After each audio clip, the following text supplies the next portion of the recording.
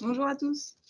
Nous vous rappelons de bien vouloir couper vos micros et vos caméras. Benjamin, de son côté, va se charger de faire entrer les nouveaux arrivants au besoin. Merci en tout cas d'être présent pour cette première édition de l'année 2022 de The European Show. Nous sommes très contents de vous retrouver et de débuter à nouveau ces séries consacrées aux questions européennes. On va démarrer donc tout de suite avec l'agenda numérique de l'Union européenne pour 2022. Donc avec ça, nous continuons notre série dédiée à la décennie numérique de l'Europe. Et donc, pour petit rappel, les objectifs de la boussole pour 2030, que nous vous présentions dans notre 3e édition, mettent en évidence une série de critères à atteindre d'ici la fin de la décennie, afin que l'UE devienne souveraine numériquement, en renforçant les capacités technologiques d'une manière qui permette aux personnes et aux entreprises de saisir le potentiel de la transformation numérique. Cela en couplant amélioration des compétences numériques avec des infrastructures sûres et durables, la transformation des entreprises, mais aussi la numérisation des services publics. Pour atteindre ces objectifs ambitieux, des réglementations sont prévues et c'est ce dont je vais vous parler ce matin. Donc, ainsi comme le signale le journaliste Luca Betruzzi dans un article Euractiv, l'agenda numérique pour l'année 2022 pourrait difficilement être plus chargé. En matière de réglementation des plateformes, tout d'abord, sont actuellement en cours de négociation et peut-être bientôt un accord devrait être trouvé concernant le Digital Market Act, donc la législation sur les marchés numériques, et le Digital Services Act concernant la législation sur les services numériques. Le premier, sur les marchés numériques, vise à qualifier de facto une grande plateforme de contrôleurs d'accès, si elle répond à certains critères, notamment en termes de positionnement économique. Grande plateforme, on entend par là notamment les GAFA, par exemple. Donc, afin que ces grandes entreprises soient soumises aux réglementations affiliées. Ceci permettrait des retombées positives pour les plus petites entreprises, par exemple, ou encore les consommateurs, grâce à un environnement numérique plus équitable. Le second, donc le Digital Services Act, sur les services numériques, vise à mettre en place des règles pour mieux protéger les consommateurs, garantir croissance et compétitivité pour les entreprises d'une plus petite taille. Et donc, cela passerait notamment par une protection accrue des droits fondamentaux en ligne, une sécurité juridique harmonisée ou encore une diminution des risques de désinformation en ligne. Sur la gouvernance et le partage et la protection des données maintenant, donc le Data Governance Act, la législation sur la gouvernance des données, qu'on qualifie aussi d'espace Schengen des données, s'apprête à rentrer en vigueur. Cette législation vise à créer un cadre qui facilitera le partage des données. Et donc, ses principaux objectifs sont de permettre en toute sécurité le partage des données, notamment via des plateformes numériques créées, on va dire, expressément sous l'égide de cette législation, mais aussi de pouvoir utiliser ces données à bon escient, par exemple pour alimenter différents cas d'usage dans les domaines de l'agriculture, la finance, la santé, l'administration publique, etc. Est-ce que c'est possible de bien vouloir couper votre caméra, s'il vous plaît? Merci beaucoup. Je continue aussi donc sur la cybersécurité. Donc cette fois, nous entrons plutôt dans l'hypothétique. En effet, bien que l'Union reconnaît que le sujet de la cybersécurité est un sujet majeur dans lequel il faut s'engager conjointement, cela pêche légèrement lorsqu'il s'agit de partager ses compétences et expertises entre pays. Mais enfin, il est possible d'envisager tout d'abord une révision de la directive relative à la sécurité des réseaux et des systèmes d'information, notamment pour garantir certaines exigences en matière de cybersécurité pour les entreprises, ou encore une loi cyber-résilience est en cours à destination donc, des objets connectés pour éviter tout ce qui est risque de piratage grandissant avec la multiplication de l'utilisation de ces objets connectés au quotidien. En matière de semi-conducteurs à présent, pour faire face aux pénuries mondiales qui ont été mises en exergue par la crise sanitaire, notamment sur les puces électroniques, qui entravent donc le bon déroulement de bon nombre de productions, l'UE souhaite légiférer et mettre notamment en place un mécanisme de préférence européen aux besoins. Il faut donc s'attendre à une possible expansion du marché dans ce secteur. En matière de droits et principes numériques, à présent, a été proposée la semaine dernière la signature d'une déclaration servant de guide de la transformation numérique à destination des citoyens pour leur bonne compréhension de la transformation numérique. Les principes de cette déclaration s'articulent autour de 6 thématiques à la fois distinctes mais complémentaires, que sont de mettre les personnes et leurs droits au cœur de la transformation numérique, de soutenir la solidarité et l'inclusion, notamment en favorisant l'accès aux technologies, garantir la liberté de choix en ligne, favoriser la participation de tous au sein de l'espace numérique public, accroître la sûreté, la sécurité et l'autonomisation des individus, et enfin promouvoir la pérennisation du numérique. Cette déclaration qui devrait être signée au courant de l'été, de cet été, s'inscrit pleinement dans la lignée de la décennie numérique, puisqu'elle en constitue le second pilier, juste après celui de la boussole numérique. Et je ne pouvais enfin pas vous parler de l'agenda 2022 de l'Union sans mentionner la France, puisque depuis le 1er janvier, il fleure bon la baguette encore chaude et le vin chaud dans les couloirs européens. Car après la Slovénie, c'est au tour de notre pays de prendre la tête du Conseil de l'Union européenne pour les 6 prochains mois. Dans son programme, la France a bien évidemment le sujet du numérique dans sa to-do list. Ainsi, elle s'est donnée pour objectif de faire progresser un certain nombre de dossiers stratégiques au service de la souveraineté numérique européenne en matière de protection des données, de développement, d'intelligence artificielle, de sécurité et de renforcement des réseaux et infrastructures pour une résilience accrue.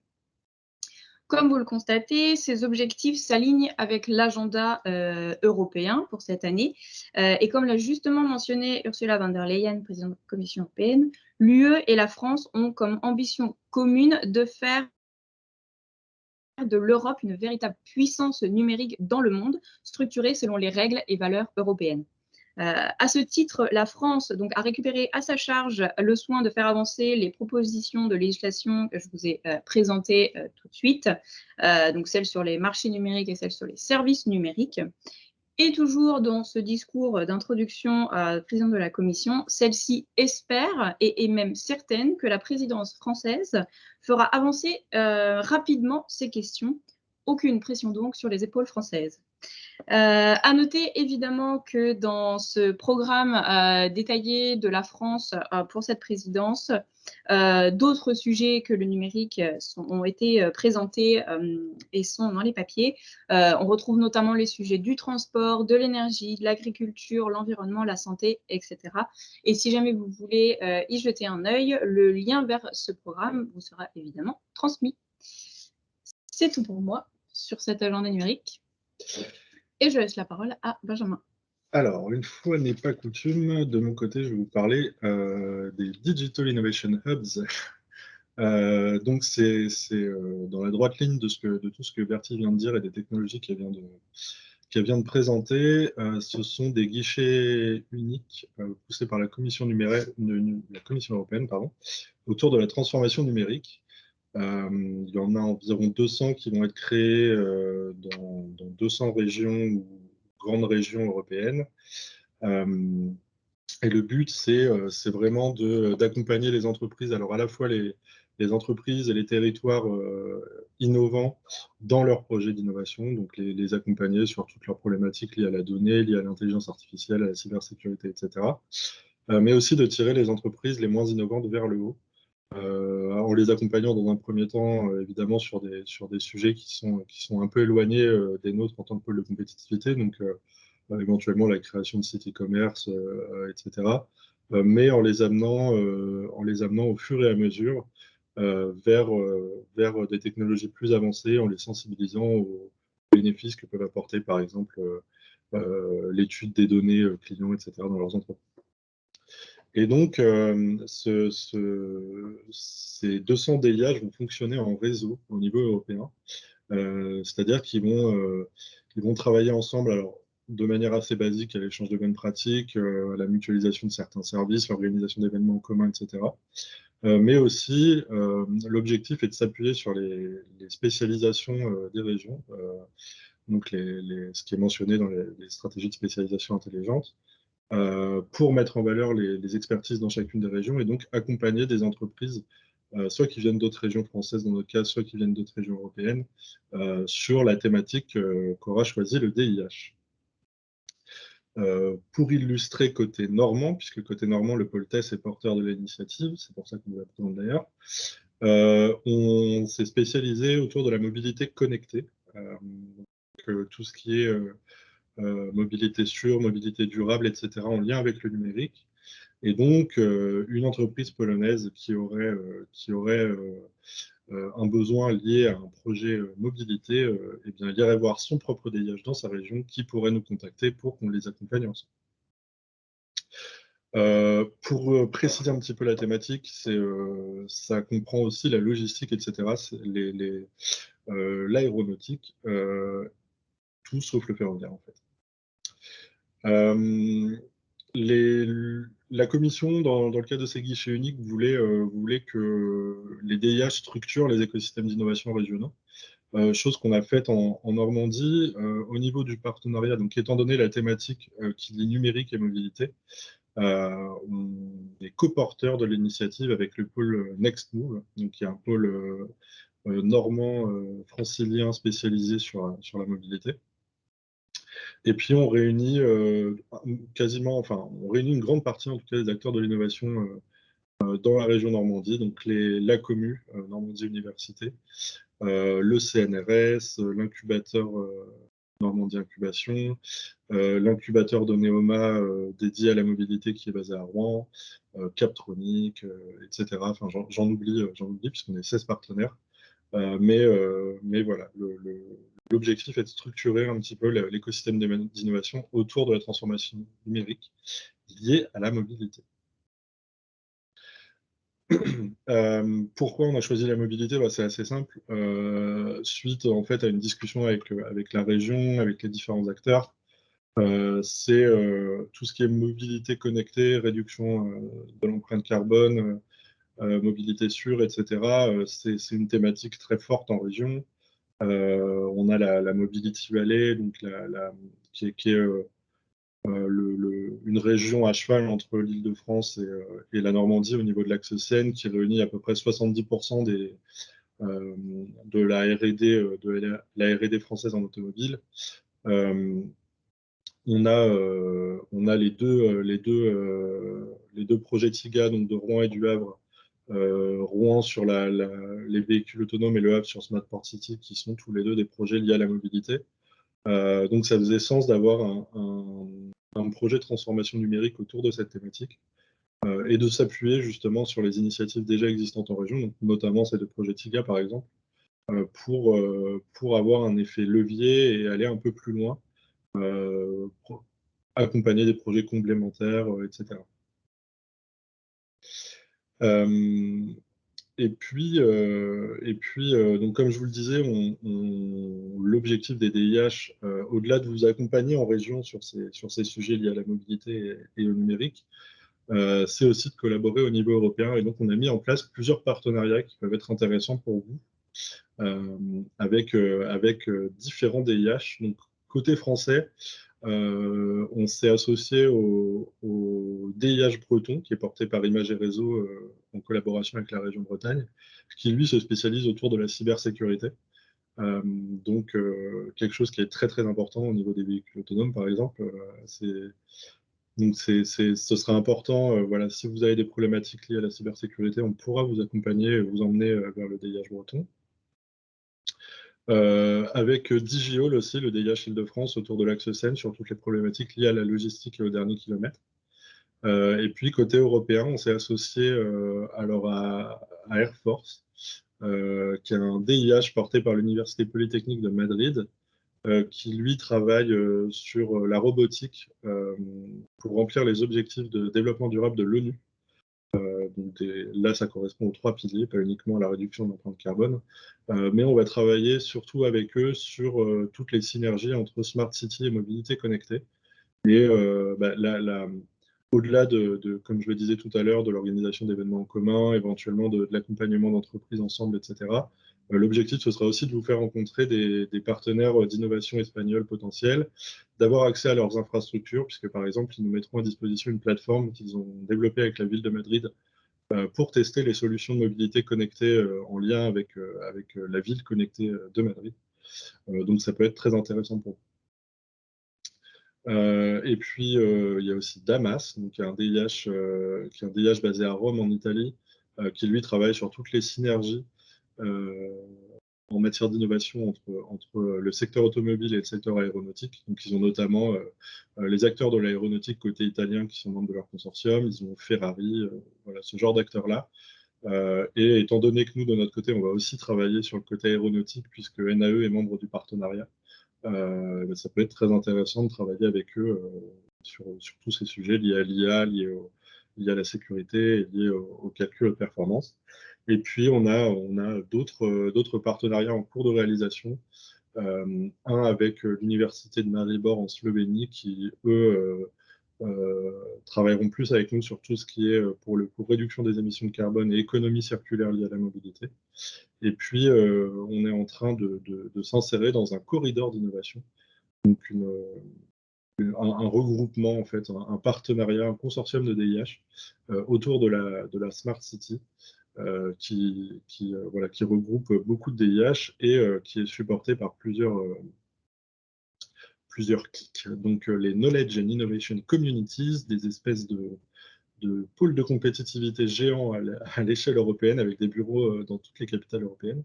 Et donc, il y en a sur plusieurs thématiques, la santé, la mobilité, la sécurité, etc. Et donc, il y a 4 KIC qui nous accompagneraient dans le cadre de ce corridor d'innovation. Pour les nouvelles, pourquoi on vous en parle maintenant? C'est parce que le projet va être déposé à la fin du mois, le 22 février, au niveau de la Commission européenne. Donc,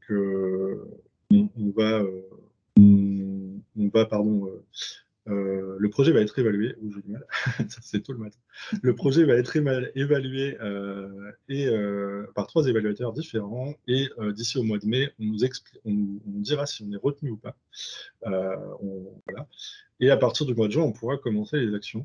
Donc, je pense qu'à partir du mois de juin jusqu'à la fin de l'année 2022, si le DIH normand, donc Dynamo, pour Digital Innovation Hub Normandie Advanced Mobility, est retenu, vous en entendrez pas mal parler, puisqu'on va beaucoup communiquer. On va essayer de faire des actions de sensibilisation autour des technologies numériques au service de la mobilité, mais aussi au service de la transformation numérique des entreprises. Et puis, on va commencer à vous accompagner, à lancer des appels à manifestation d'intérêt autour de thématiques liées à la mobilité, à essayer de faire connaître Dynamo dans un premier temps et de vous accompagner dans vos projets d'innovation d'ici à la fin de l'année. Et ça pour jusqu'en 2025 dans un premier temps. Voilà. Je ne sais pas si vous avez des questions. Si jamais vous avez des questions, n'hésitez pas, soit dans le chat ou directement à les poser. Sinon, évidemment, nous sommes toujours disponibles par mail, par téléphone, au besoin. Et on vous enverra évidemment une présentation qui sera peut-être un peu plus claire que ce que j'ai raconté dans le mail qui suivra ce matin. Oui, bonjour à tous, c'est Hervé Jean. Dans le cadre du Dynamo, est-ce qu'il y aura des financements associés à des expérimentations ou projets? Alors oui, bonjour Hervé. C'est vrai que je ne l'ai pas précisé. Alors, il n'y aura pas de financement direct aux entreprises. Par contre, la Commission européenne financera les services pour que les entreprises aient accès à un coût réduit.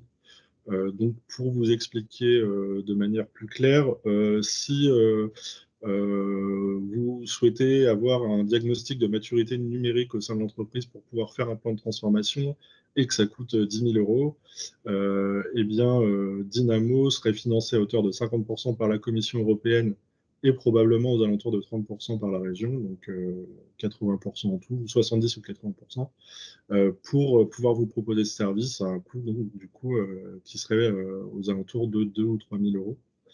Mais par contre, il n'y aura pas de financement direct au niveau des entreprises, en tout cas pas dans un premier temps. Mais on pourra enfin, pareil, sur la réalisation de POC, etc., vous aurez accès à des infrastructures à prix réduit. Donc typiquement, ça peut être le Dôme à Caen, qui est partenaire du projet. Vous pourrez avoir accès à leurs infrastructures pour beaucoup, enfin, pour 70 à 80% de moins. Enfin voilà.